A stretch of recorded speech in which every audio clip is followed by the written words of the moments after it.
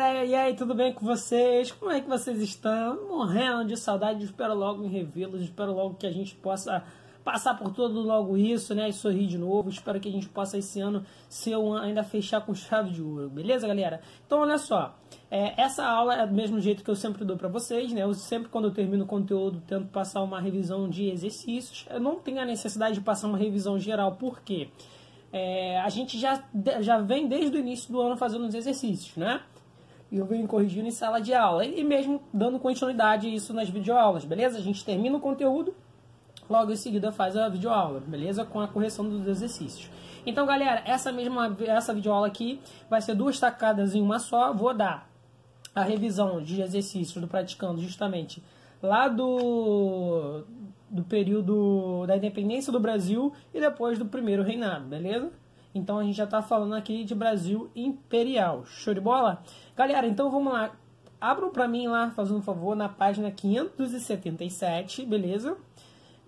Lá do praticando. Então, se você não fez, por favor, dê uma pausinha aqui agora no vídeo, vá lá, retorne, faça essa página, é a página 577, depois a página 690, beleza? E aí você não fez, vá lá, faz rapidinho e depois retorna aqui para corrigir com a gente. Show?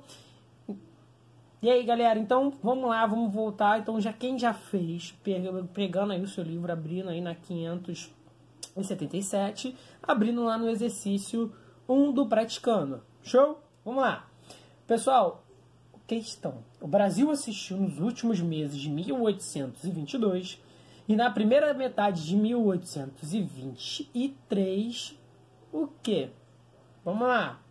Resposta, letra B de bravo, ou de bola, ou de boboca. E aí a resposta é B por quê?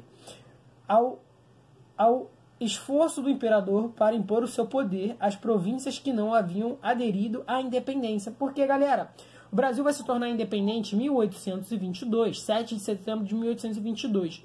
E não vai ser todas as províncias que vão logo aceitar, beleza? A gente vai ver que até um curto período de tempo, até 1823, né? Por isso que ele está falando no iníciozinho de 1823, você vai ter algumas províncias lutando justamente ainda pela coroa. Exemplo disso, Salvador, exemplo disso, o Maranhão. Algumas províncias ainda vão lutar ainda pela coroa, beleza? Pela coroa portuguesa. E aí a gente vai ter, por isso que a resposta justamente é B. E não justamente a questão colonial. Por quê? A questão constitucional, porque a gente vai ver que a questão constitucional mesmo vai ficar de 23 para 24, entendeu? Show? Um tempo depois. Vamos lá, pessoal.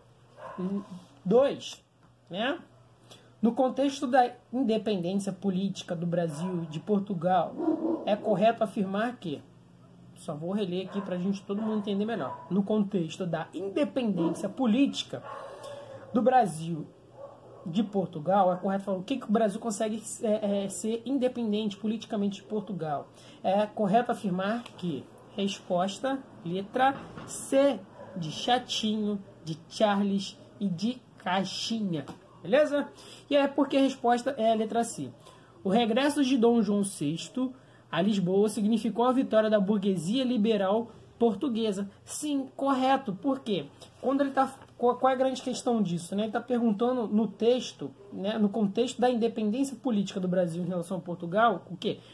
Qual o grande motivo que vai conseguir levar o Brasil a se tornar independente de Portugal? Vai ser a Revolução do Porto, vai ser um dos pontos chaves, porque essa Revolução do Porto é justamente feita pela essa burguesia liberal, que queria justamente uma monarquia constitucional lá em Portugal. E aí, justamente para Dom João VI não perder o poder, ele retorna para Portugal, o que cria um vácuo de poder aqui no Brasil, e aí auxilia principalmente no processo de independência, beleza? Vamos lá, galera. Questão 3. Atente ao seguinte fragmento da obra da historiadora Emília Viotti da Costa, uma excelente historiadora. Gente, a Emília Viotti, eu li várias leis dela na faculdade, né? Ela é uma pessoa maravilhosa, escreve super bem. A respeito do processo de independência do Brasil, a ordem econômica seria preservada, a escravidão mantida, a nação independente continuaria subordinada à economia colonial, passando do modo português a tutela britânica. A fachada liberal, construída pela elite europeizada, ocultava a miséria e a escravidão da maioria dos habitantes do país, conquistavam a emancipação definitiva da nação, ampliar o significado dos princípios constitucionais seria tarefa relegada aos posteros, né, às pessoas que viriam depois. Considerando o processo de independência no Brasil, assinale a afirmação verdadeira. Resposta é de ser de caixinha de novo, galera. Por quê? Pelo fato de a monarquia ter sido logo adotada como forma de governo, a independência não representou mudanças sociais e significativas, pois esta ficaria a cargo de gerações futuras. É isso praticamente que o texto está falando, né? Por quê? O Brasil ainda vai continuar sendo, de certa forma, vai continuar tendo as mesmas características coloniais, mesmo na mesma característica de como era uma colônia, que era uma elite rural, escravos, uma pequena burguesia, o poder centralizado em uma única pessoa, porque vai se tornar uma monarquia, mas uma monarquia do poder moderador, mesmo com uma constituição, mas esse ainda tinha um poder moderador. E aí o que você vai ter? Tudo ainda do mesmo jeito caracterizado, né? E essa ideia em si de liberdade e tal, ficaria justamente para as próximas gerações, porque a gente vê que desde a independência do Brasil até realmente em si, né, você ter uma república, onde as pessoas poderiam realmente votar, onde você também ter a liberdade da escravidão, só vai ocorrer praticamente quase 70 anos depois. Beleza? Galera, questão 4. Considere as afirmações a seguir sobre a crise do antigo sistema colonial e a independência do Brasil. E aí ele está perguntando dentro dos 4 textos qual é o que está correto, né? E aí qual é o que está correto é justamente a alfa, letra A, né? De amor. E aí por que a gente vai falar justamente que é a letra A? Porque ela afirma que a afirmação correta é a 1 e a 2. Movimento intelectual chamado de iluminismo teve grande influência na crise do antigo regime colonial, não só no Brasil, mas praticamente no mundo todo.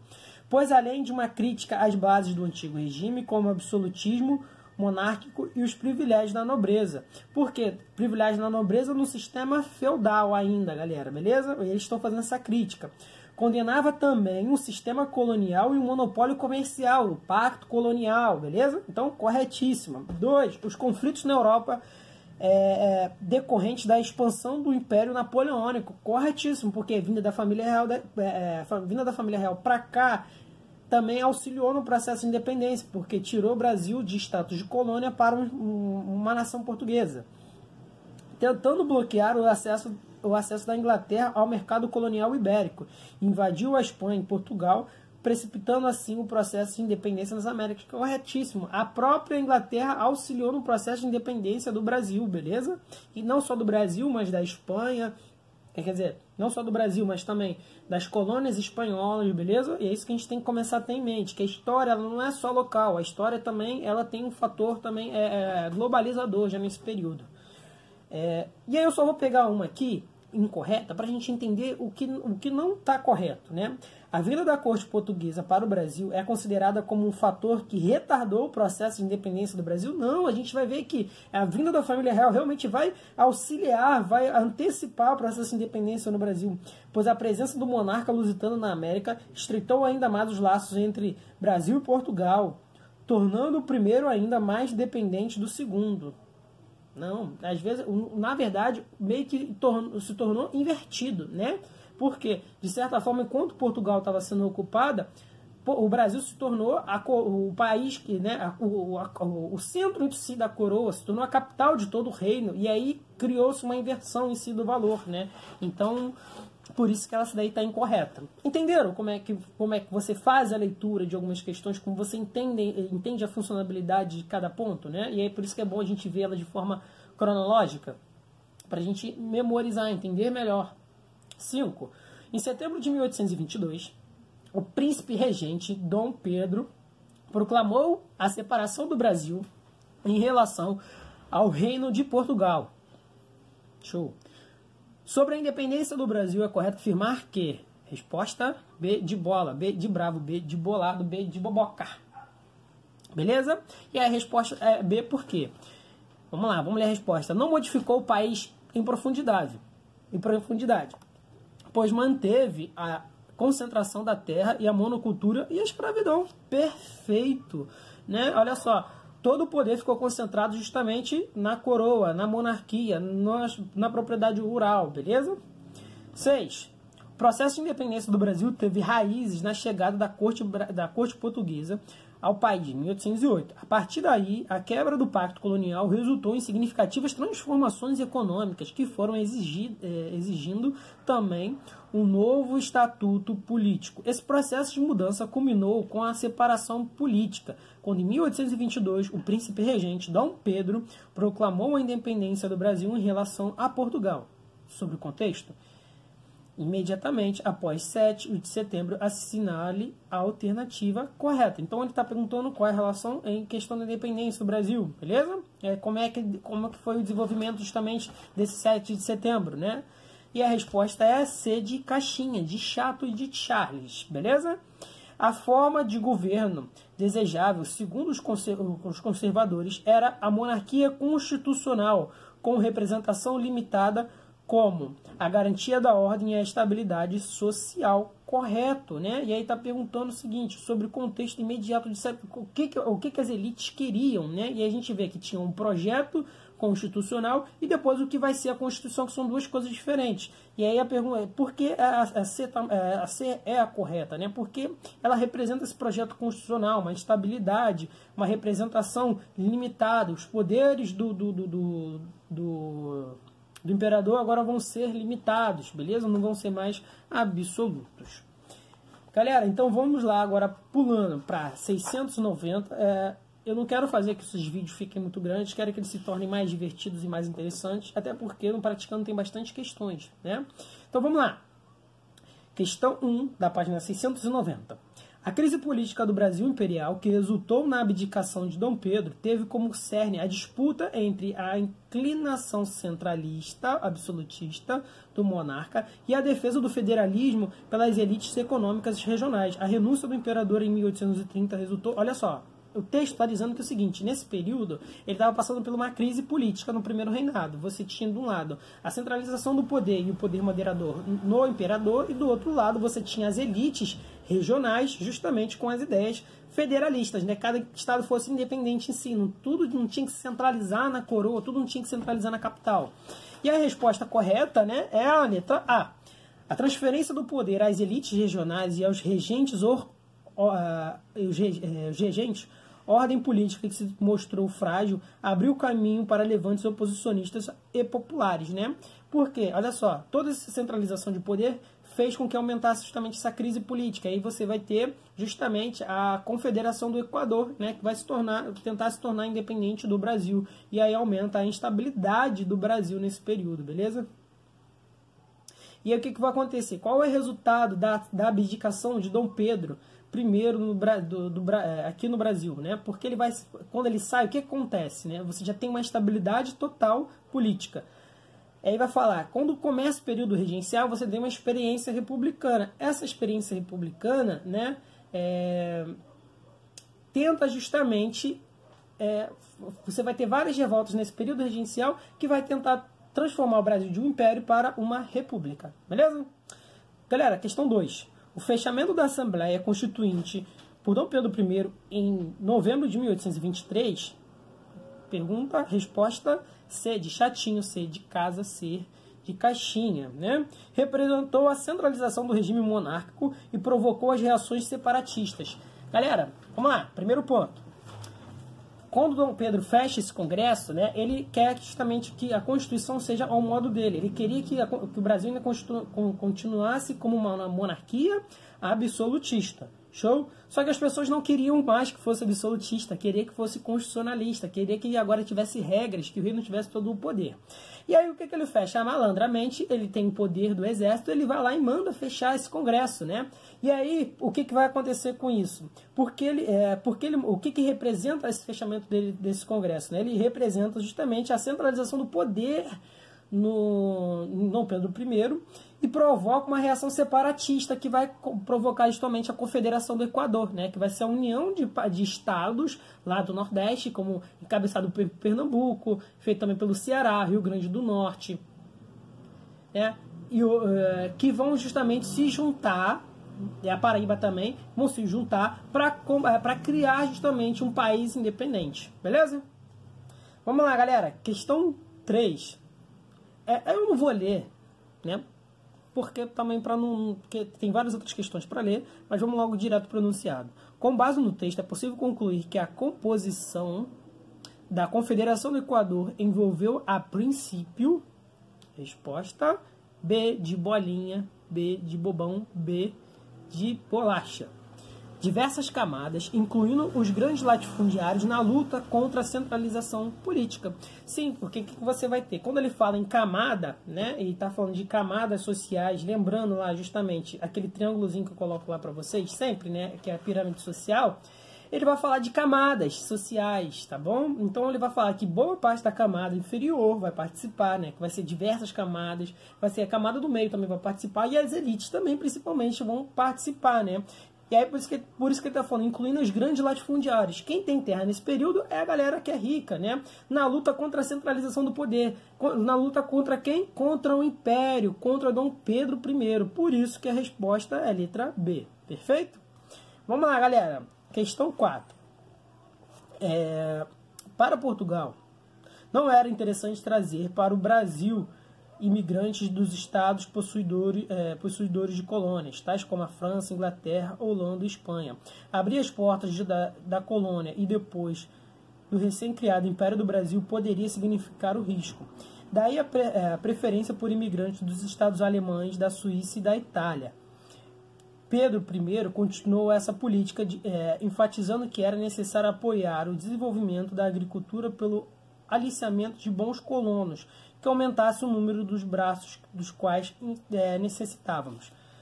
Então, primeira coisa, ele estava falando que não era bom da Inglaterra, da Holanda, da Espanha e da França. Por quê? Né? Aí você tem que entender justamente o período que está ocorrendo ali.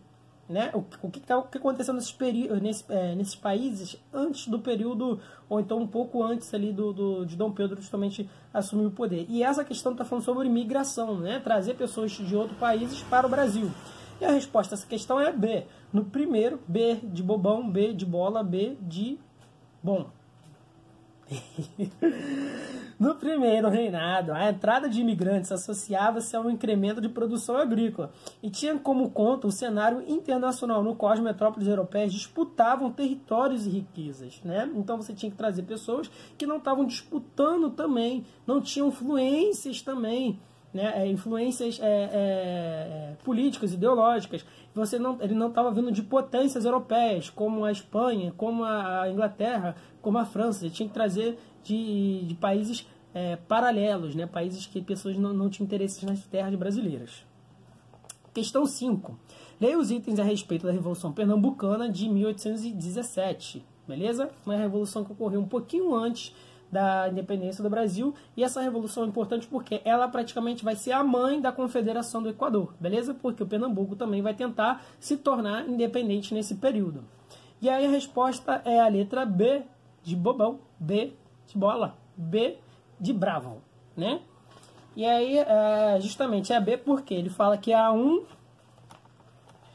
e a 3 e a 5 estão corretas. Então vamos lá. Possui forte sentimento anti-lusitano, resultante do aumento dos impostos das grandes privilégios concedidos aos comerciantes portugueses. Correto, porque eles eram contra justamente os portugueses, né? Eles queriam criar uma república. Eu só vou ler a 2 para a gente fazer uma comparação, porque a 2 está errada. Então, teve participação apenas dos sacerdotes e militares, não contando com o apoio dos outros segmentos da população. Errado. Olha só. Boa parte da população vai fazer parte dessa Revolução Pernambucana e as elites. E aí, o 3 foi uma revolta sangrenta que durou mais de 2 meses e deixou profundas marcas no Nordeste, com os combates armados passando do Recife para o Sertão, estendendo-se também a Alagoas, Paraíba e Rio Grande do Norte, correto. E a 5 propunha a república com a igualdade dos direitos e tolerância religiosa, mas não previa a abolição da escravatura. Corretíssimo. Galera, questão 6. Para encerrar aqui, a gente dá uma relaxada. Eu sei que esse vídeo está ficando um pouquinho longo, mas é perfeito para a gente fazer essa correção. Confederação do Equador. Ele está falando o seguinte: a causa da Confederação do Equador foi letra C de chatinho, de casa, de caixa. Beleza? C. Então, a atitude absolutista de Dom Pedro I. Correto. Eles não queriam essa centralização de poder do Dom Pedro I. Ao dissolver a Constituinte de 1823, o primeiro projeto da Constituição, né? A outorgar uma Constituição que conferia amplos poderes ao imperador, que é o poder moderador. Então a galera se revoltou justamente por causa dessa centralização do poder e porque Dom Pedro I queria, de certa forma, ainda manter o absolutismo. Beleza? Gente, um forte abraço para vocês e até a próxima.